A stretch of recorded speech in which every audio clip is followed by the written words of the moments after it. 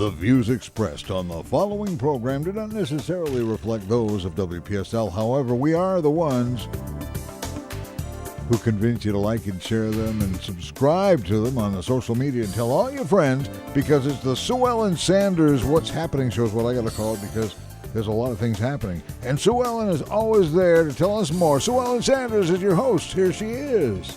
Welcome to the show, and I'm really thrilled to have with me somebody that is kind of new to the nonprofit community here, but her mission is not. Caroline Vineyard is the CEO of the brand new Child Advocacy Center that just opened up this spring on the Treasure Coast, and it is actually I want to make sure I get it right, the Guardians for New Futures, that has brought a bunch of people to the table, so to speak, in order to open the doors for the CAC, or Child Advocacy Center.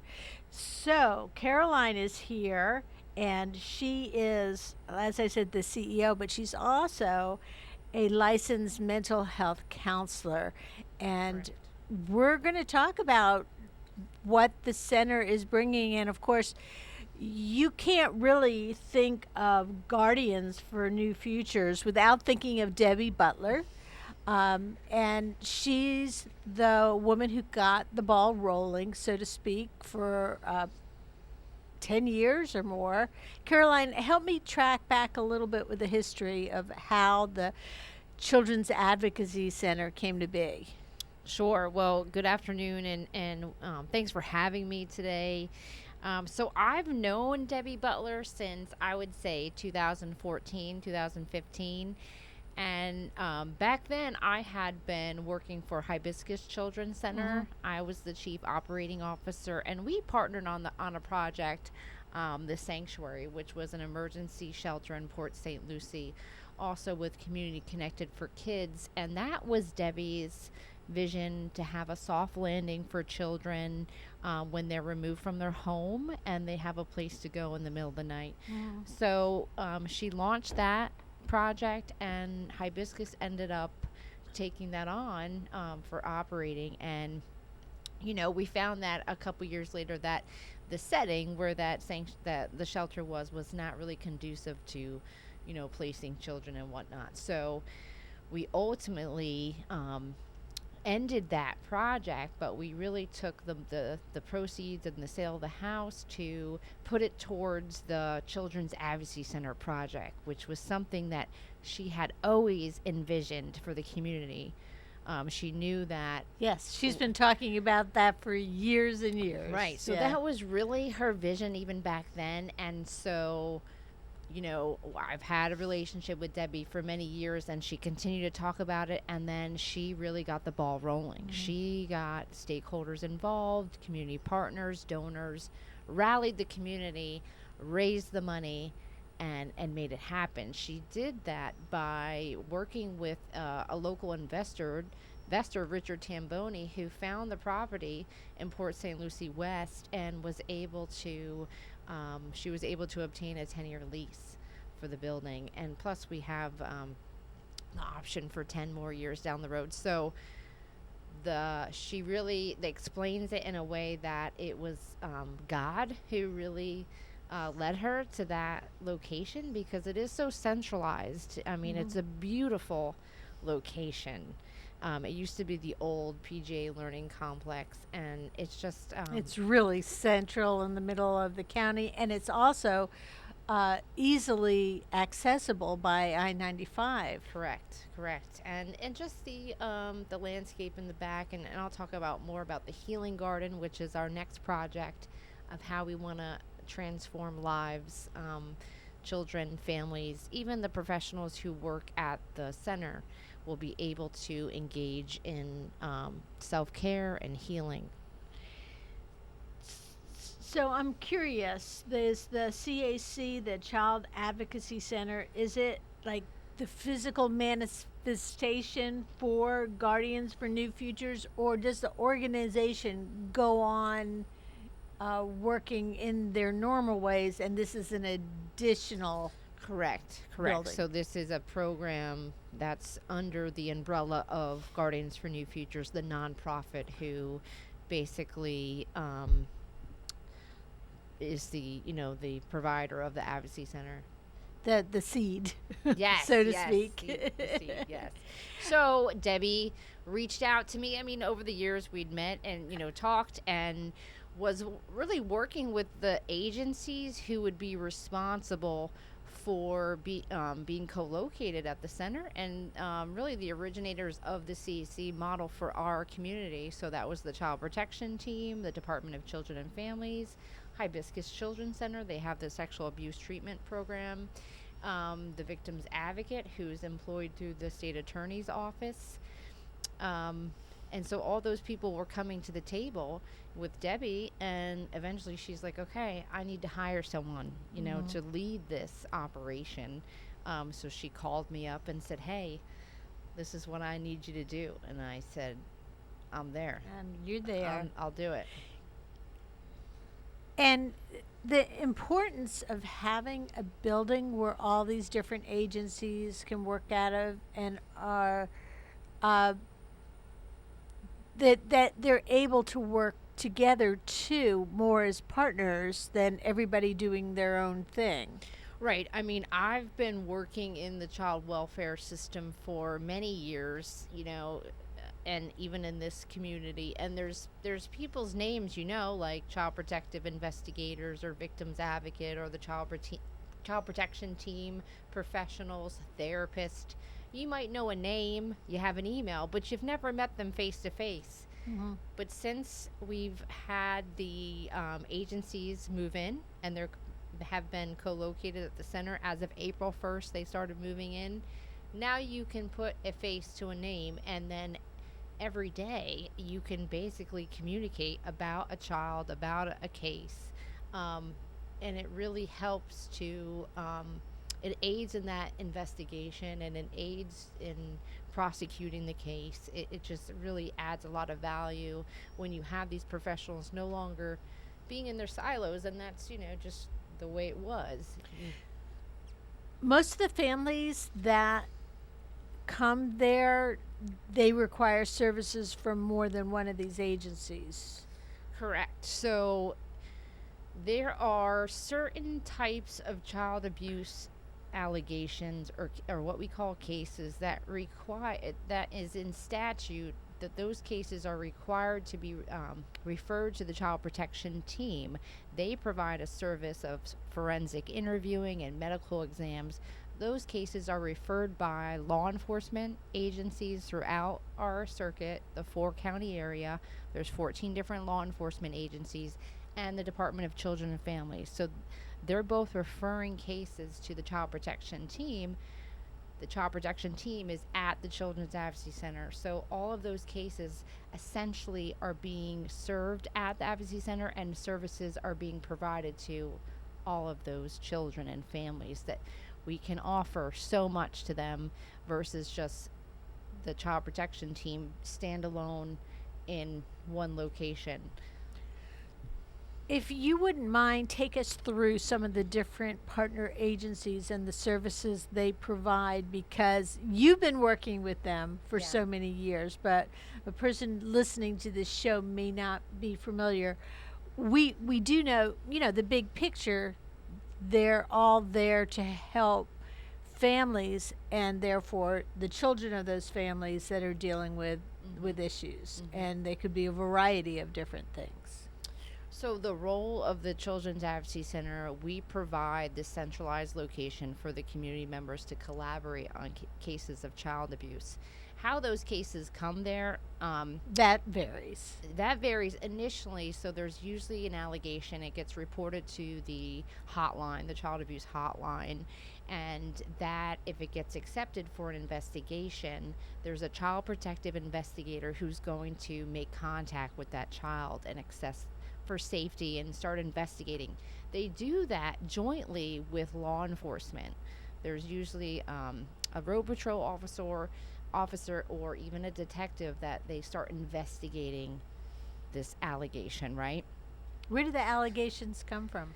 So an allegation could come from a teacher at a school, a concerned neighbor, a relative, anonymous. There's just all different ways that when there's a suspicion of child abuse, we're all mandated reporters. Every one of us. It used to just be professionals, but all of us are reported to, are mandated to report when we suspect that there's child abuse. It's up to the Florida Department of Children and Families to determine if they're going to investigate that suspicion. So when they do accept a case to be investigated, law enforcement and the Department of Children and Families Child Protective Investigator start that process.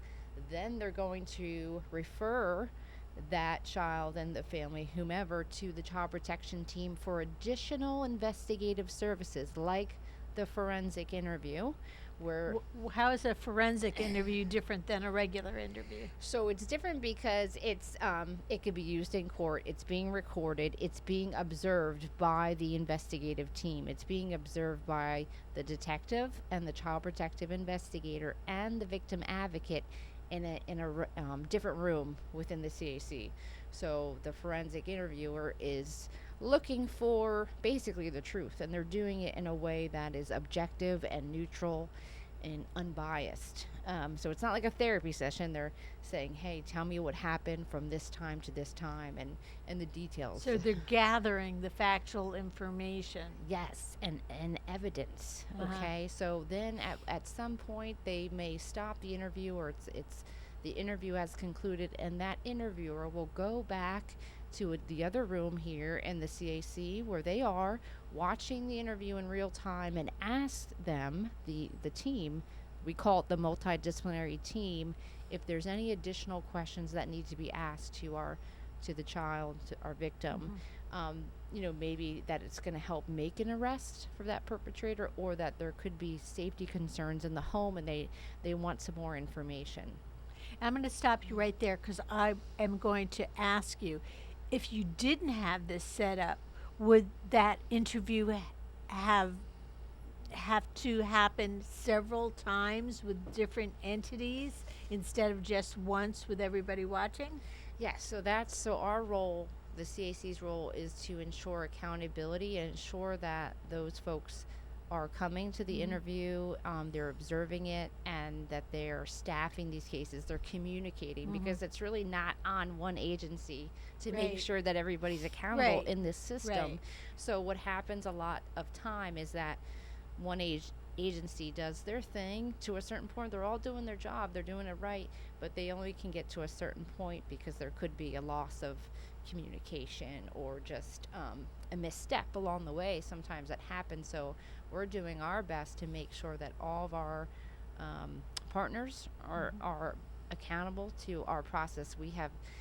Every agency has signed a memorandum of understanding that they will utilize the Advocacy Center and that they're part of this process. Who are the people that are being interviewed? Are they children? Are they parents or grandparents? Or are they the people making the complaint? So it's the children who are being interviewed, but there also could be a sibling of the alleged victim. They also interview the parents, what they call a specialized interview, during that process when they come to the Advocacy Center. One thing that really has changed the landscape, I think, of children's advocacy is the number of television shows and movies that have instances of child abuse in them. And I think that it's never been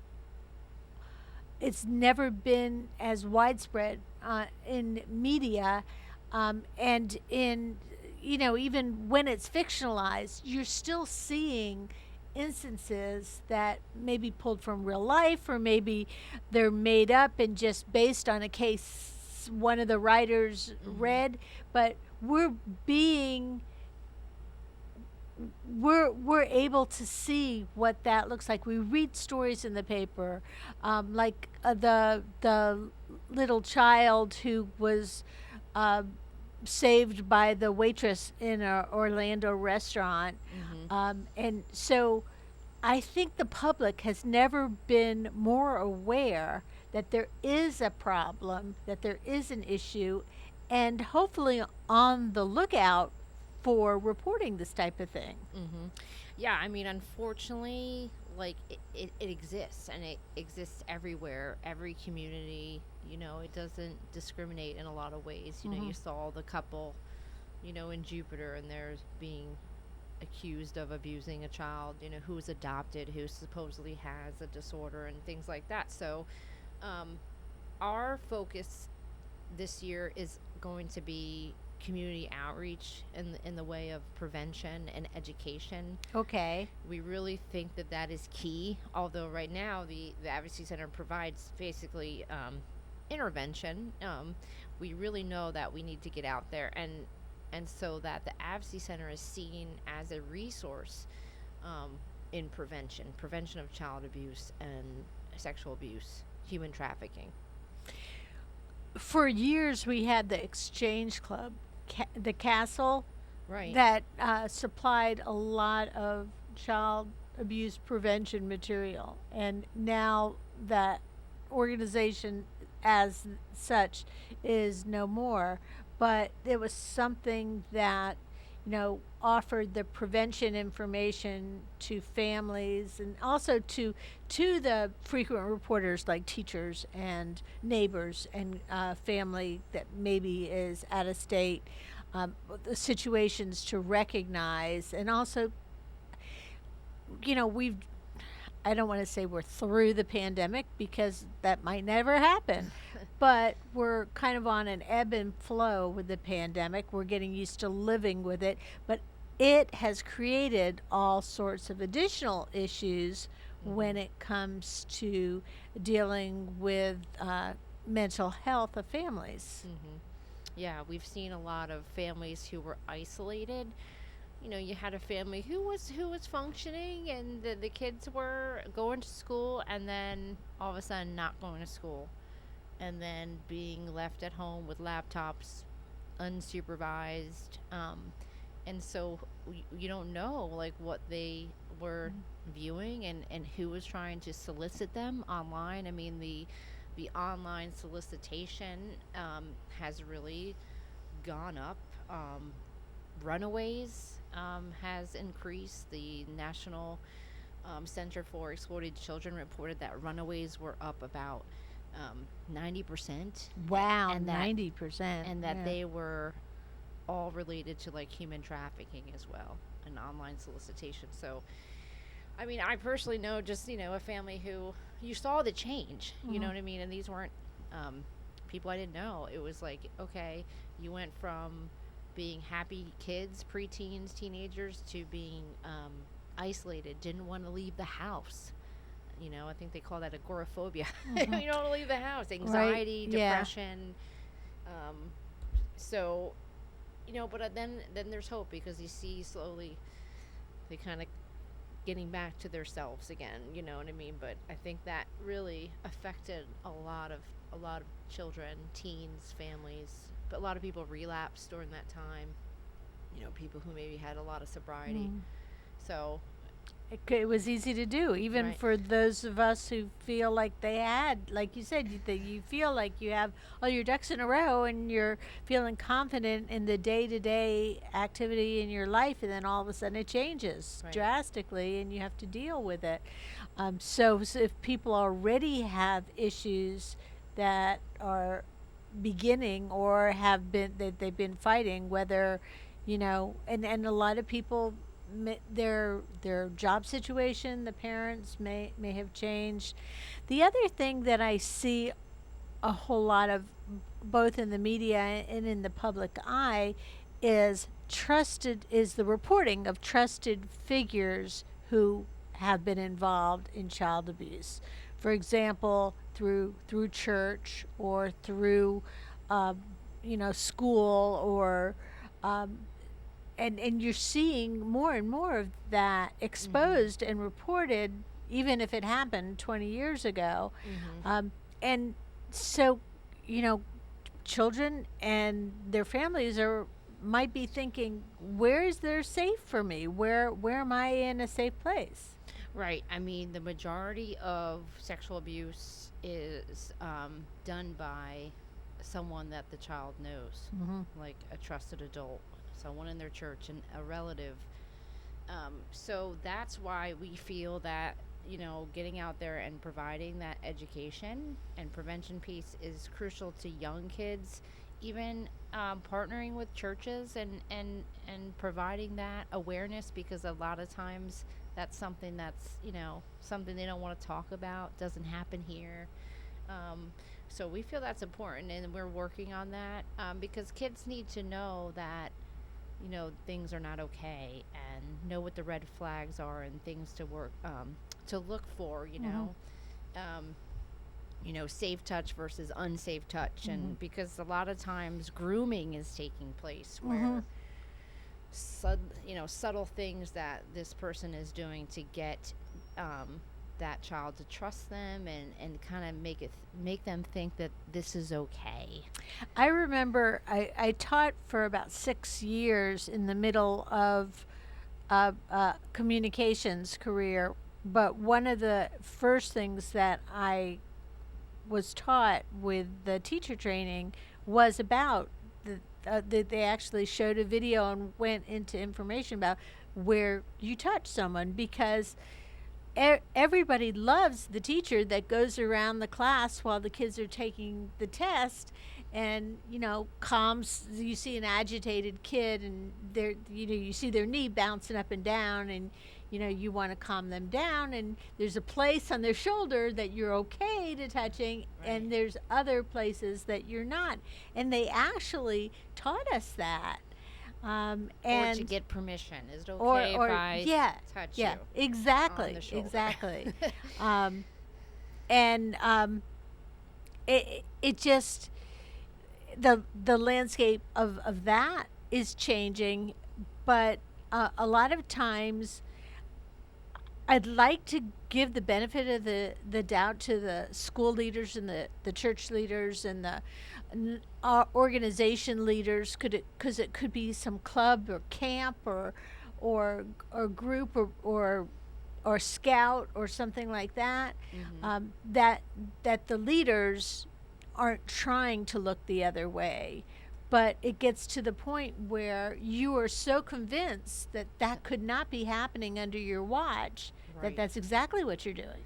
Right, right. Or that how could that person would never do that, this trusted person. So yeah, it's tough, and it's not, easy to talk about. Years ago, I had to grant funding to do that in schools, and the parents have to consent. So it's just not always a subject that parents want to talk about, leaders. But I think what you said nowadays, that it is out there a lot more so in the media, that maybe it's a change, and okay, we really need to fight this. This is not okay, because we see that abuse has a lot of long-term consequences into adulthood, right? Trauma really leads to a lot of health issues, and depression, mental health problems, substance abuse, early death, if you will. So it's something that, as that Child Advocacy Center,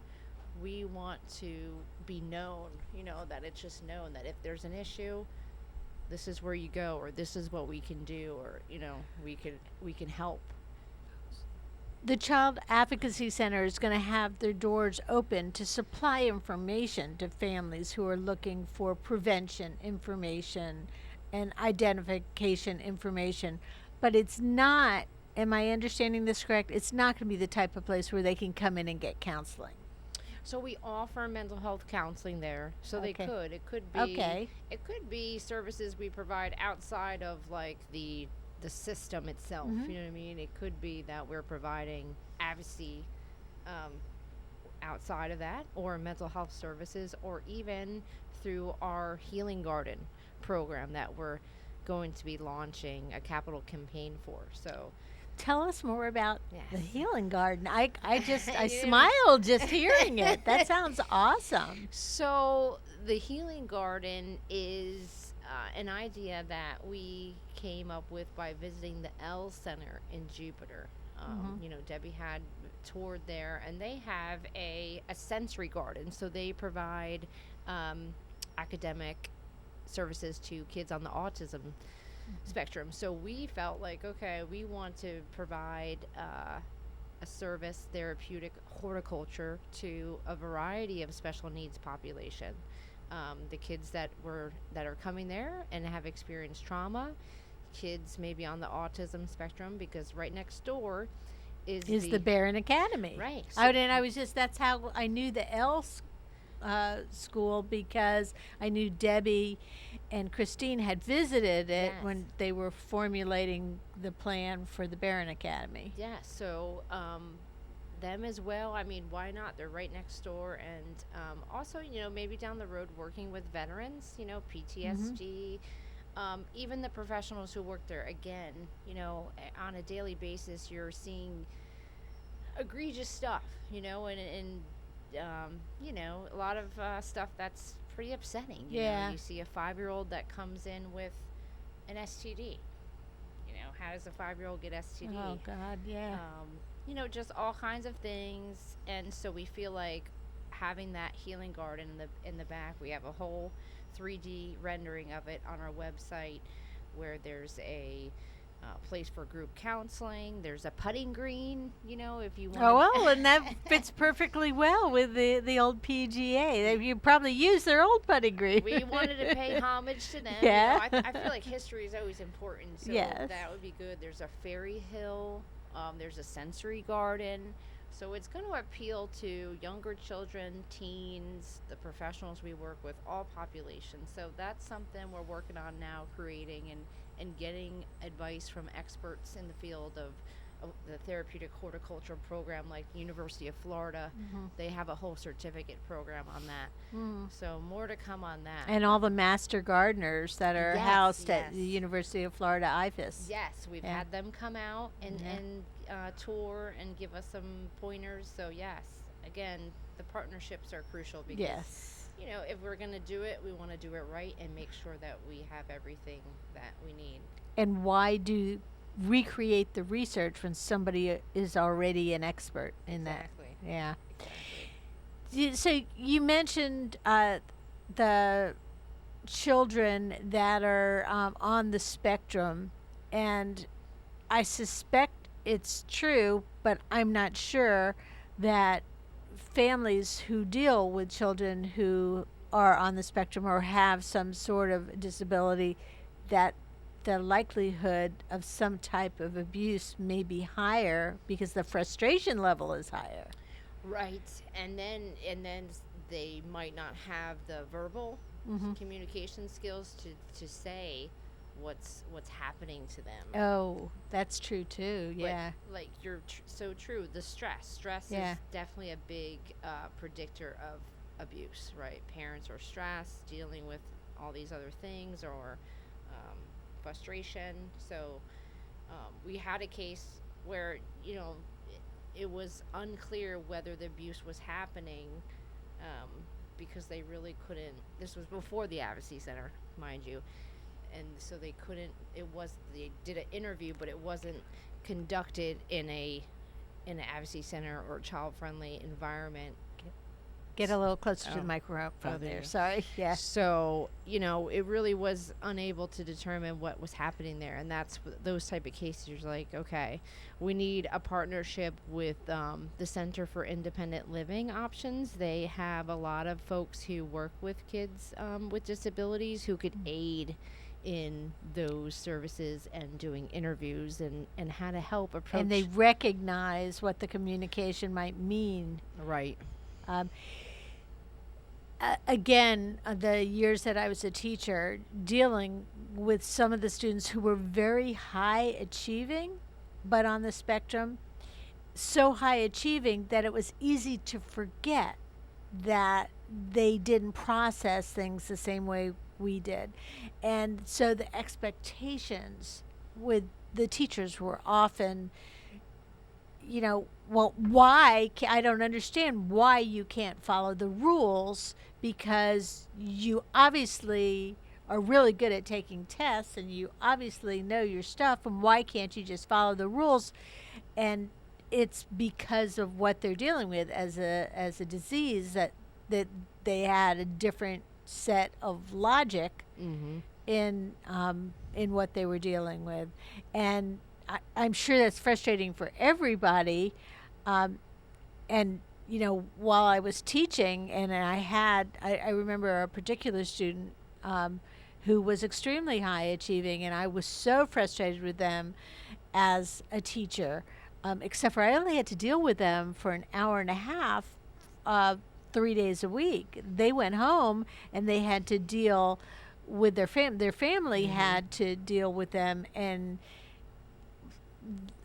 for their whole life, Mm-hmm. for the rest of the time. And I just don't think that there's enough help out there training Mm-hmm. families and training teachers or church leaders or anybody else how to deal with people who have special needs. Mm-hmm.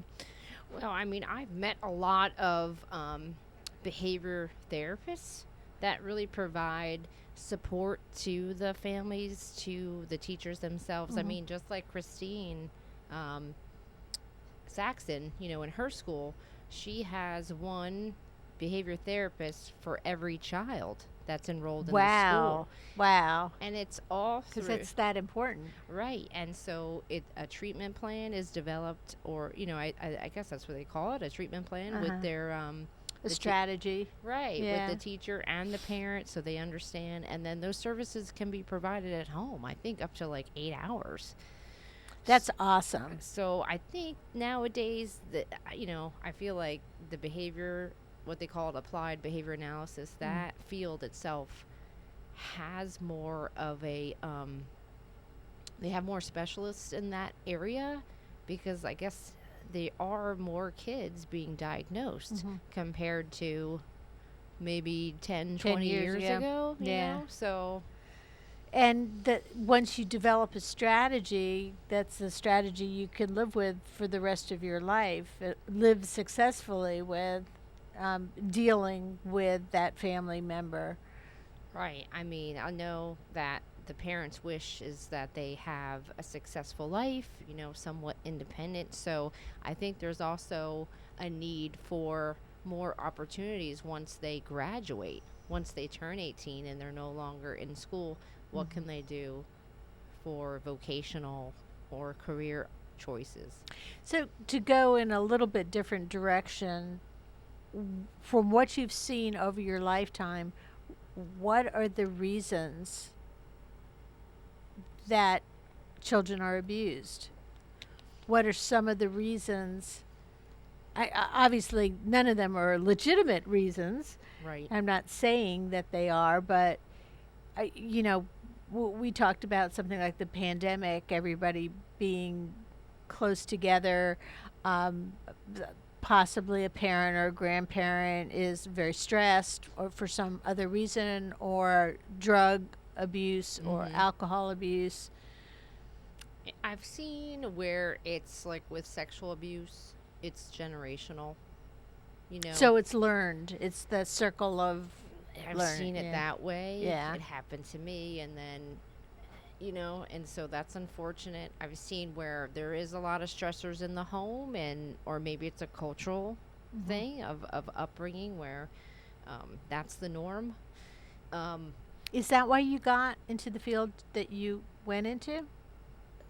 well, really, I mean, when I was growing up, I saw a lot of domestic violence in the home, to where like it shaped me, to where like I was one time I left the home at like 15, and I was basically on my own, but I thought to myself, this is not okay.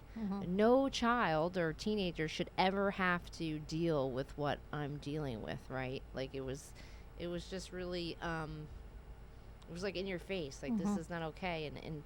And so that's, I guess that was the night that I knew that I was gonna go and help others. I mean, maybe subconsciously I knew that, and so graduated high school and studied psychology, and then went on to get my graduate degree. But I mean, I never thought, even in grad school, that I would be counseling people. You know what I mean? It just, I feel like God had a help in getting me on that path to help others, you know?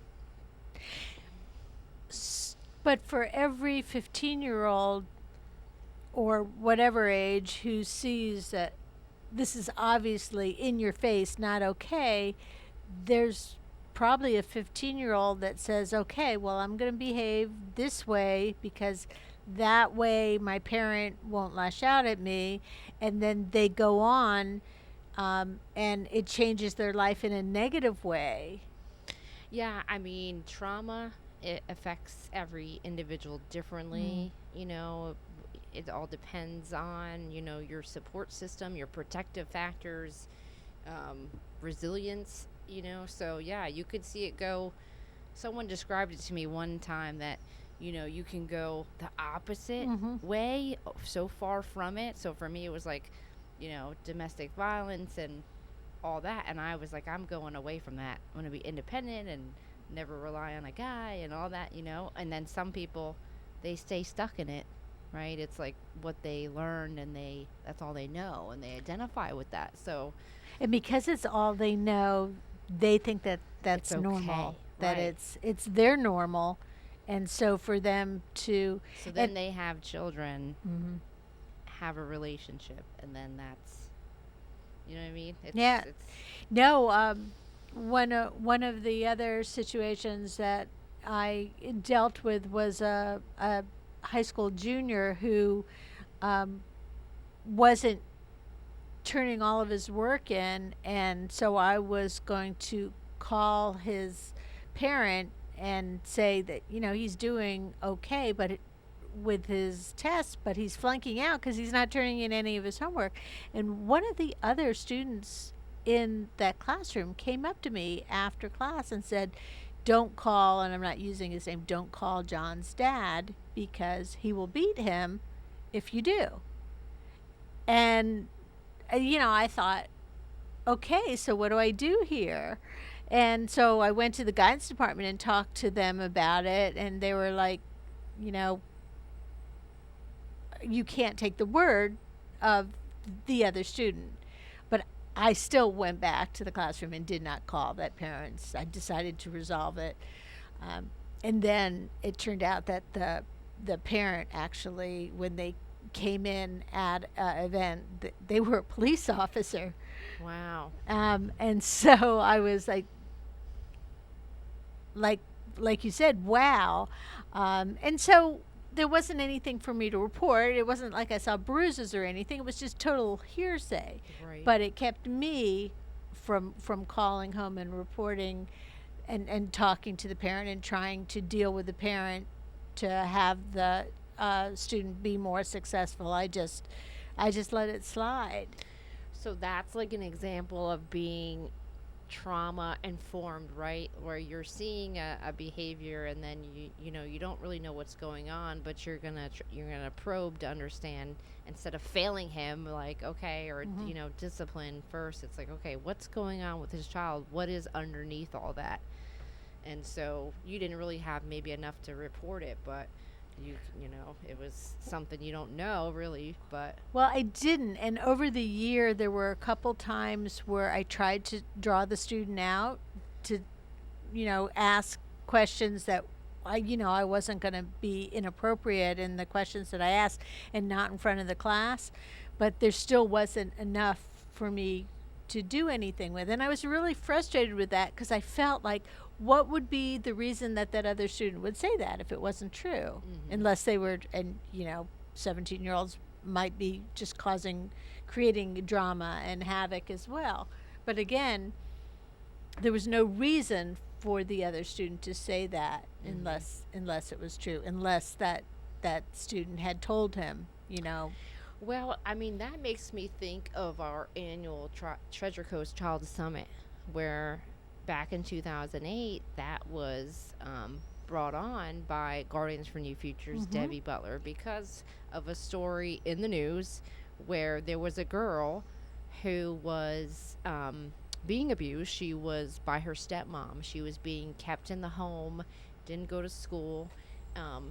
for months on end, and they didn't feed her and all this stuff, and she never went to school, but like nobody reported it. Nobody was I guess aware of what was going on. And then finally a neighbor called because they saw her like in the backyard, and they put her in like the dog kennel or something. This was on the Treasure Coast? Yes. Wow. Something to that I never effect. heard that story of They called it like the Cinderella story. Okay. So she was Oh, treated like, yeah. the stepdaughter.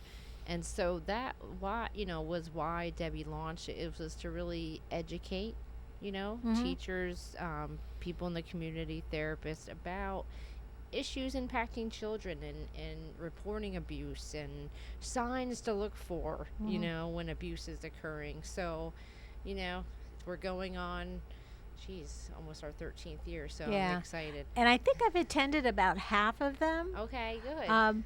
And actually took a few years when I was teaching, took the day off teaching. I had to take it as a absence teaching to go to it because I thought it would be helpful. And I've learned all sorts of things along the way, from really small things and the different speakers that they have at the Children's Summit, but also as a communications professional where, some situation I might be writing about, some background information I might Yes. need to know to get information out, part of a radio show or so forth. The speakers that Debbie gathers, and then she has the law enforcement panel Yes. at the end. But they've covered drug issues. They've covered all. What are some of the other? Because she usually has a specific Like theme. a theme. Yeah. So this year, it's the theme on the first day is all about the sexual assault response team and issues with like treating victims. We're partnering with them this year for the summit. So for 2 days, it's September 21st and 22nd at the college, Indian River State College, at the Safety Training Complex. So the first day, we have our keynote speaker is Betsy Goulet, who is one of the originators of the Children's Advocacy Center in Huntsville, Alabama, Oh wow. with Bud Kramer. Okay. And we're also having someone come from Silo, the Center for Independent Living, to talk about working with children with disabilities when there's allegations of abuse. We'll have the panel. We'll also have a panel from folks that work within the Advocacy Center. So the theme is really all about Child Advocacy Center, the center, and working with victims, special populations. In the past, I know they've also had a lot of medical professionals attending, and they were also able to give continuing education credits for, was it nurses and other medical professionals? Yes, so it would be mental health professionals, guidance counselors, psychologists, and nurses who could get CEUs. So I believe it's maybe 20 CEUs. I'm not positive. Yeah. Again, it's September, September 21st 21st. and the 22nd. and if I remember correctly, it's free to attend. You just have to RSVP and say that you're going to be there. And the other thing that I really liked about it in the years where I was had a less flexible schedule is you saw the agenda ahead of time and you could come and go for the specific speakers that you wanted to hear. Yes, so we have a save the date flyer coming out probably at the end of this week, and then Oh, good. So our yeah. timing is great. Yes, Yeah. and then we always send out the agenda with the list of speakers. So yeah, I mean, I've done that in the past too. Like, I was always excited to go every year. We provide a free lunch too, if we can get some sponsors. Yes. And So- so let's let you talk about the need for sponsors. We just have a probably about 8 more minutes with the show. So let's talk about what your needs are. We know the Children's Advocacy Center, they're always looking for donors, for needs. Do you need volunteers as well? Yes, volunteers we will need. we are looking for volunteers specifically for this prevention and outreach that we're developing. Okay. So, I got a call from like a school teacher who was retiring, someone who wants to be a part of that, Yeah. that still wants to work with kids, but in a different capacity, because volunteers are needed at the Advocacy Center, like for daily operations, but maybe answering the phones, filing. Maybe not a whole lot of interactions with the kids who come through for interviews and whatnot. But we have a facility dog there. Her name is Autumn, so a volunteer could help maybe take the dog for a walk, kind of handle the dog at times when maybe the victim's advocate is not able to be there with the dog. Just to be a part of knowing that you're helping. And then as far as the Children's Summit goes, you're setting the save the date out later this week, and it's September 21st and 22nd, and you can follow the Children's Advocacy Center on social media, Yes. and that will probably give you as much information if you like them and follow them, correct? Yes, please follow us on social media. We have Facebook, Instagram, we have LinkedIn, and then if you go on our website, we'll eventually be posting a lot of information on there. And there's also information on the Healing Garden. You can see the 3D rendering of the garden. There's a nice video on that. So yeah, we're really looking for sponsors for the summit. If you want to be a lunch sponsor, that would be great. Because I think a lot of professionals look forward to going to the training and they know that lunch is provided there. They don't have to leave, and so it's just a great thing to have there. And before we step away from talking about the summit, the other thing that I really enjoyed about going to the summit was seeing people that were in my field and sharing information. Right. So that's another point as why we want to have lunch provided in-house. So then you can network. You can Yes. talk to your colleagues, you can interact, socialize, because I think a lot of conferences have been, hybrid or just, Zoom or whatever. And so, I did one back in January that was actually 2 weeks long, and it was all Zoom. It was all Zoom. It was all Zoom, but it was really good. But I feel like people do want to get back to attending in person, But we'll have the both options. We're gonna do that just in case. So but people can also attend hybrid. yes, I think virtually. that will be a permanent thing. That's an option just Yeah. for people because sometimes you can't travel. Just save money, right? It's kinda Or if your time is just limited, how much time that you can take out. right. If people want to find more information, let's talk about, we talked about your social networks. How do they reach your website? So our website is www.gfnf4kids.org with the number 4. So gfnf4kids.org. And you'll see information about the organization itself, as well as the Child Advocacy Center. Yes, you'll see, who our board is, our initiatives, the summit, the Advocacy Center, the toy drive.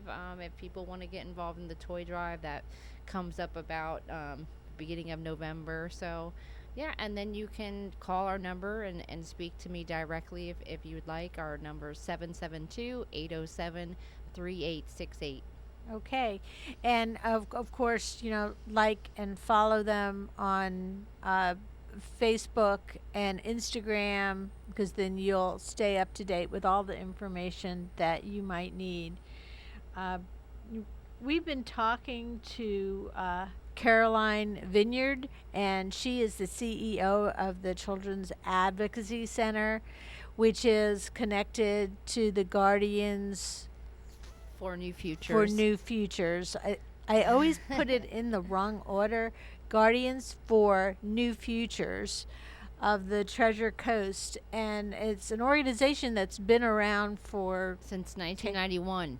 I was going to say 10 years, but way more. Yeah, so Yeah. originally it was a group of guardian ad litems who formed the nonprofit to support the guardian ad litem program, the local Right. program. And it's evolved, especially since Debbie's got on the helm there. So Yeah, I think that's really where it's can't come to my attention, since Debbie's been part of it. Yeah. My daughter played soccer with her granddaughter Oh, when wow. they were preteens, and that's how I got to know her. And so, and that's just about when she started to be very involved in it. And she is so passionate about what she does and why she does it. And it it's awesome to see that you're able to model what you all are doing here over. You said Alabama was the other children's. Huntsville, Alabama yeah. was the first one, and they are part of the regional Children's Advocacy Center. They're the main contact there. So there's over like 1,000 advocacy centers in the United States. In Florida, we're number 28. So we're one of the last regions to get a CAC. Are we? Yep. Really? There's only Palm Beach doesn't have one, and then up north, Leon County, I think, is one. Wow. Why do you think it took us so long? Well, it took someone like Debbie to rally the community push- because it could be very difficult working with many different stakeholders and to make it happen. And she got it started and she made it happen. And then I took on and we did it together. We're like a dream team. You're helping push forward the need.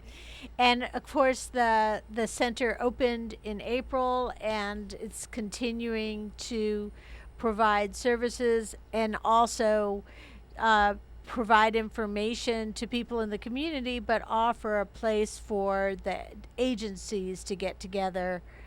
And yes, the culture that we have within the Advocacy Center is going to be what really changes the entire system and the community in which we work in. So we're excited about that. that's awesome. So again, I appreciate you being here with me today, Caroline. You've been listening to the Sue Ellen Sanders Show. We're here every week with more. The Sue Ellen Sanders Show has archives on YouTube. Just look for WPSL TV. In fact, even easier than that, go to WPSLTV.com. That'll take you directly to WPSL TV on YouTube. Look for the Sue Ellen Sanders Show and binge watch you some. And check out the schedule at WPSL.com for when you can hear the Sue Ellen Sanders Show on the radio on WPSL Port St. Lucie.